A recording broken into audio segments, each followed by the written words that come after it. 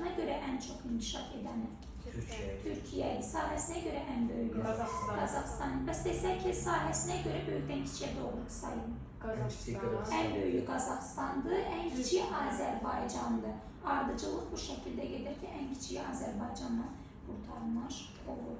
Sonra dedik ki, Amudərya çayının sahili. Amudərya hansı ölkənin sahilinə etmişdir? Amudərya yuxarıdan gəldi Qazaxıstandan, Sırdərya isə Türkmənistan və Özbəkistanın sərhəddindən keçmiş oldu. Aral gölünün sahilində yerləşməyən Türk dövləti.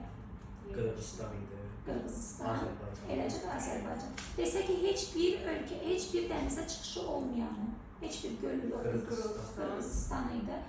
Sonra desək ki, okeana birbaşa çıxışı olan Türk dövləti. Türkiyə neçə okeana çıxışı oldu? Hansılar oldu? Hind və Atlantik, eləcə də daxilən Fars sözüyə aid olan çaylar